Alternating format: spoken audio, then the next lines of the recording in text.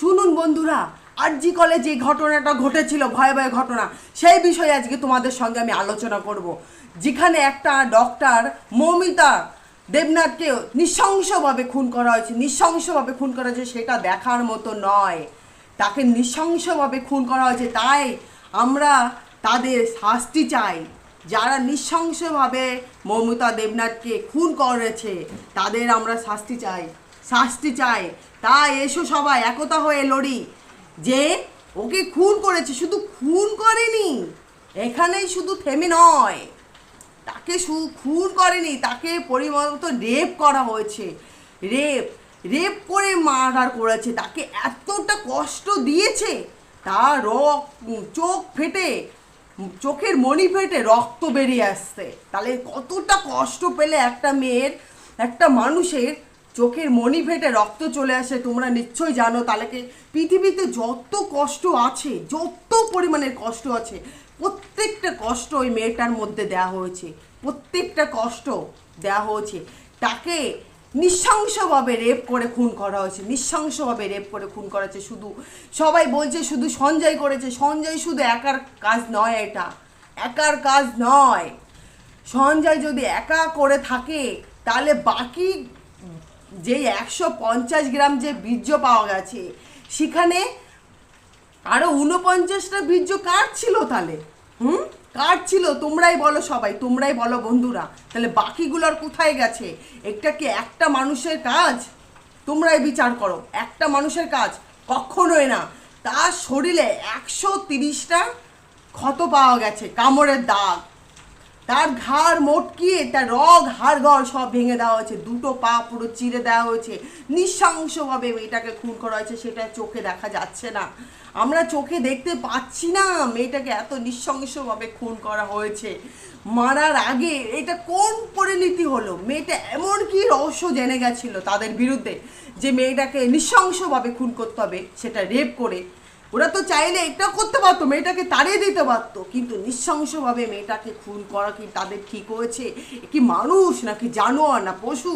পশু মনে হয়তো পোষ মানে, খাবার দিলে পোষ মানে, কিন্তু এরা তো পোষ মানার থেকেও অধম, এরা তো পশু জানোয়ারের থেকেও অধম। এদের তো পশু বললেও ওদের করা হবে, পশুদের অপমান করা হবে। এরা তাদের থেকেও বেশি, তাদের থেকেও বেশি। এদের বাড়িতে কি মা বোন বলে কেউ নেই যে ওরা এত নৃশংসভাবে একটা অসহায় মেয়েকে খুন করেছে রেপ করে? আর প্রমাণ লুট করার জন্য, প্রমাণ ঢাকার জন্য সেখানে দেয়াল ভেঙে দেওয়া হয়েছে, দেয়াল ভেঙে দেওয়া হয়েছে। কেন? ওখানে নিশ্চয়ই কোনো প্রমাণ ছিল যার জন্য দেয়ালটাকে ভেঙে দেওয়া হলো। যতই প্রমাণ লুট করো, লোকে বলে না, যতই তুমি চুরি করো না কেন, ধরা তো তুমি পড়বে, চোরে 10 দিন গ্রেসের 1 দিন। ওখানে কিছু প্রুফ তো রয়ে গেছে, যেটা দুটো স্টাফ ওখানে ছিল তারা জেনে গেছিল, তাদেরই কল রেকর্ডিং তোমাদের আজকে আমি শোনাবো।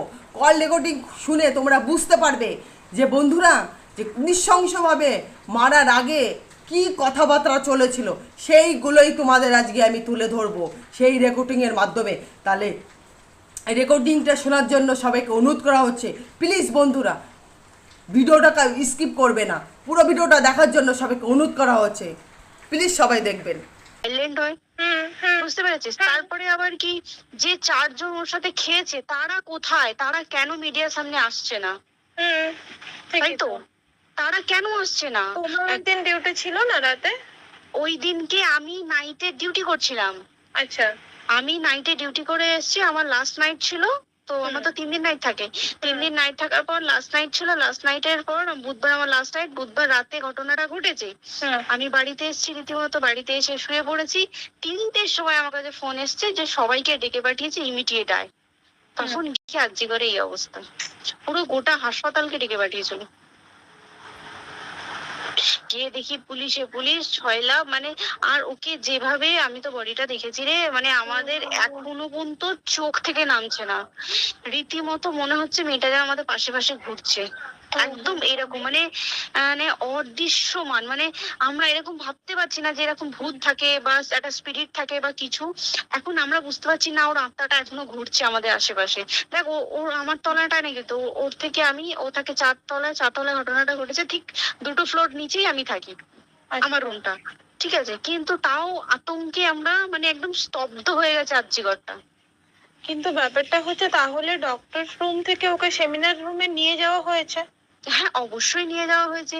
এবার দেখ, নিয়ে যাওয়া হয়েছে, ওকে যেভাবে মারা হয়েছে এটা একার পক্ষে অসম্ভব, না, দিস ইজ এ ইম্পসিবল। পুরোপুরি গ্যাং রেপ ছাড়া কোনো কিছু নয়। আর শুধুমাত্র রেপ নয়, রেপ হলো, করলো, ছেড়ে দিল, ঠিক আছে, ওকে রীতিমতো মার্ডার করেছে। মানে মানে হিসেব মতো যা বুঝছি মানে তোমার কথাতে, হ্যাঁ। ওটা হচ্ছে ওর ওই বন্ধু বান্ধব মেয়েতে জড়িত। এক্স্যাক্টলি, হয় ওর বন্ধু বান্ধব কেউ, ঠিক আছে, মানে 4জনের মধ্যে কেউ, আইদার ওকে এমন কিছু করতে বলতে। দেখ, বড় বড় কোম্পানিতেও তো এরকম হয়, মানে হয় তুমি আমার সাথে কম্প্রোমাইজ করো, নয় তুমি চাকরি ছেড়ে চলে যাও, হয় তো। এখানেও সেরকম কিছু একটা হয়েছে। যাকে যে ক্রাইম করেছে সেও কিন্তু নর্মাল ডক্টর নয়, কিন্তু সেও একটা ভালো পোস্টে র্যাঙ্ক করছে, বুঝতে পেরেছিস? তবেই কিন্তু পুরো ব্যাপারটাকে হসপিটাল চেপে যেতে চাইছে, পুরো ব্যাপারটা। তাহলে এই সিভিক যে ও কোথা থেকে আসছে? এবার তোকে আমি বলি ওটা কোথা থেকে আসছে।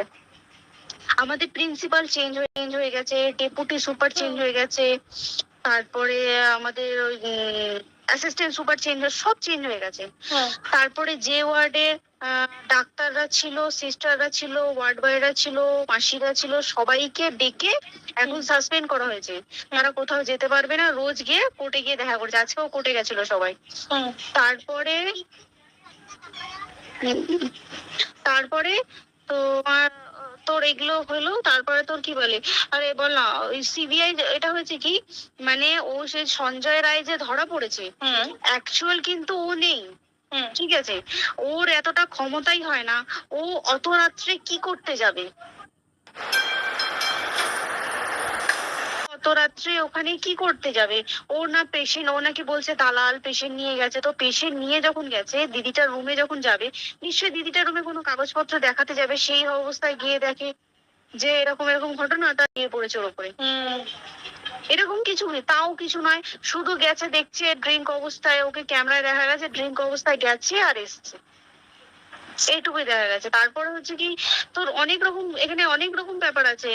যে দিনকে ঘটনাটা ঘটে তার ঠিক 2 দিন পরে ওই সেমিনার বাথরুমের অজুহাত দিয়ে ডক্টর যে রুমের দেওয়ালটা আছে ওই দেওয়ালটা ভেঙে দিয়েছে। কেন?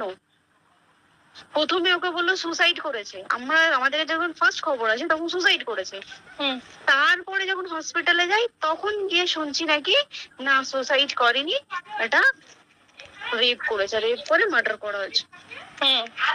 বুঝতে পারলি, এখানে বিশাল বড় একটা গেম চলছে। আর যে ওর উপর কি রাগ ছিল মানে? হ্যাঁ হ্যাঁ হ্যাঁ হ্যাঁ হ্যাঁ হ্যাঁ একদম। আমি তোকে কি বললাম, শোন, তুই যদি কারোর সাথে কম্প্রোমাইজ করিস তাহলে তো পোস্ট করবে, তুই কারোর সাথে কম্প্রোমাইজ করবি না তোকে মার্ডার করে দেবে, মানে ওরকম টাইপে কিছু বলতো? এরকমই টাইপ কিছু একটা ছিল। আইদার খুব রাফ, মানে খুব রাগ, খুব মানে খুব ওর উপরে খুব ফ্রাস্ট্রেশন ছিল, যারই ছিল খুব ফ্রাস্ট্রেশন ছিল, শুধু ওকে মারিনি রে, রীতিমতো মার্ডার করেছে। ওর যে ক্ল্যাচারটা ছিল, ওর ওর ইউরিনের রাস্তায় ক্ল্যাচারটা ঢুকিয়ে দিয়েছে, তুই জানিস?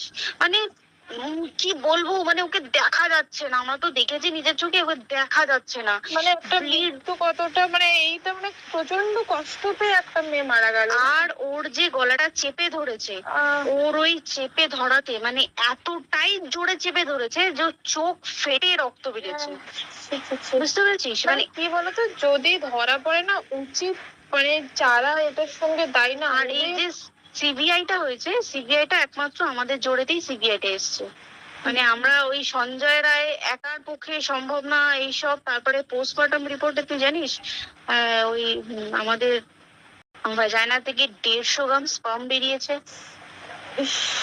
পোস্টমর্টম রিপোর্ট 150 গ্রাম স্পার্ম, মানে বুঝতে পারছিস? নট এ ক্যালকুলেটেড, মিনিমাম কম করে 6 থেকে 7 জন করেছে ওকে রেপ।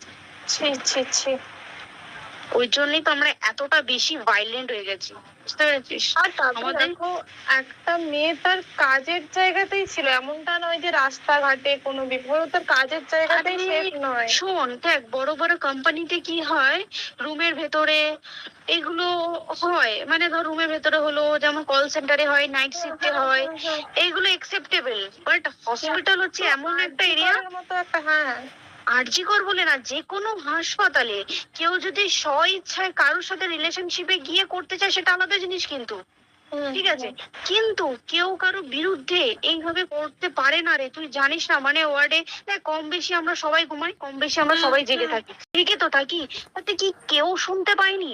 তার কি একদম ভাইলেন্স ছিল না? যদি কেউ না শুনতে পারে, তাহলে ওর খাবারে কেউ কিছু মিশিয়েছিল, হুম তাই কি না? হুম হুম সেটাও পোস্টমর্টম রিপোর্টে মানে লিক করছে না, যে কেন খাবার ও তো খাবারটা খেয়েছিল, সেটা তো নিশ্চয়ই পেটেই ছিল, পেট থেকে তো বমি করে বের করে দিল, সেটা তো ফরেনসিক রিপোর্টে কিছু বলবে। আর তুই জানিস না, দেনার দেন, মানে ধর পোস্টমর্টম রিপোর্ট আসতে 3 দিন সময় লাগে। ও যেদিনকে মরেছে ঠিক তারপরের দিনকে বিকালবেলা পোস্টমর্টম রিপোর্ট বার করেছে, মানে বডি বার করো আর পোড়াও, 10 সেকেন্ডের মধ্যে ওর বাড়িতে নিয়ে গেছে, তারপরে বডি পুড়িয়ে দিয়েছে। মানে কি বলবো, হসপিটাল, মমতা ব্যানার্জি, সবাই, মানে তৃণমূল প্রত্যেক সবাই এটাকে পুরোটাই, কেসটাকে চাপা দিতে চাইছে, পুরোটা। তারপরে তুই ভাব, যে মানুষটাকে এত ক্ষতবিক্ষত ভাবে মেরেছে, তাকে অভিষেক ব্যানার রেপ কি কলকাতায় প্রথম হলো? নয়, বিভিন্ন জায়গায় বিভিন্ন ভাবে রেপ হয়েছে, ধরা পড়েছে, ফাঁসি হয়েছে কি জেল হয়েছে। অভিষেক বন্দ্যোপাধ্যায় কেন বললো জাস্ট তোর কি বলে এনকাউন্টার করতে? মানে কি, সঞ্জয়কে যদি এনকাউন্টার করে পুরো কেসটা চাপা পড়ে যাবে, একদম। স্টুডেন্টরা ঠান্ডা হয়ে যাবে, আর আমরা সেটা মানবো না, আমরা সেটা হতেই দেব না।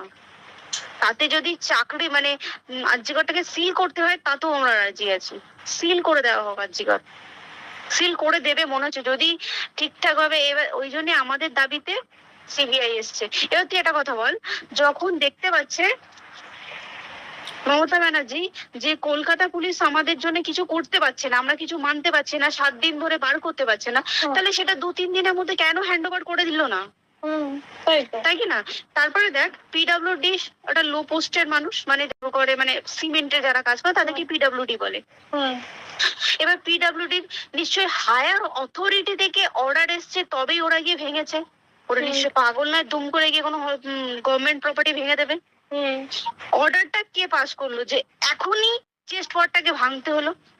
সিবিআই আসা পর্যন্ত অপেক্ষা করতে পারতো। কারণ আজকে অত বড় বিক্ষোভ হবার কারণ কি হচ্ছে? একটাই কারণ, যে মেয়েটি মারা গেছে, ঠিক আছে, কিন্তু তাকে এত বেশি মলেস্ট করে, এত বেশি রেপ করে বেশি ওকে মেরেছে, তার কি কোনো প্রতিবাদ নেই?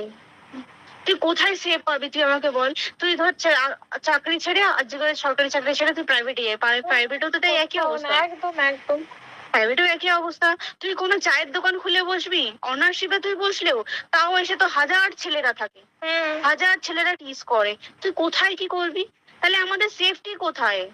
আমাদের মুখ্যমন্ত্রী মমতা ব্যানার্জি, সে একটা লেডি হয়ে তাহলে আমাদের কি সেফটি দিয়েছে? আমাদের কি লক্ষ্মী ভান্ডার দিলে this is a problem solve? পুরো মাসের আমাদের কি সব খরচা চলে যায় লক্ষ্মী ভান্ডারে? জানি না, আই ডোন্ট নো, মানে আমরা প্রচুর খেপে আছি, প্রচুর, মানে এর বিচার না চাওয়া পর্যন্ত তুই ভেবে চল কি এটা সলভ হবে না। আমরা বিচার নিয়ে আমি 2 দিন ধরেই ভাবছিলাম তোমাকে ফোন করবো, কিন্তু মানে এটা ওটাতে হয়ে উঠছে না। আর তোমাকে তো আমি ওই দিন রাতেই হোয়াটসঅ্যাপ করলাম না, এবার তখনই না আমি ব্যাপারটা অতটা বুঝতে পারিনি। আর আমার তার পরের দিনই ভোরবেলা ডিউটি, আমি সাবধানে থাকিস। আর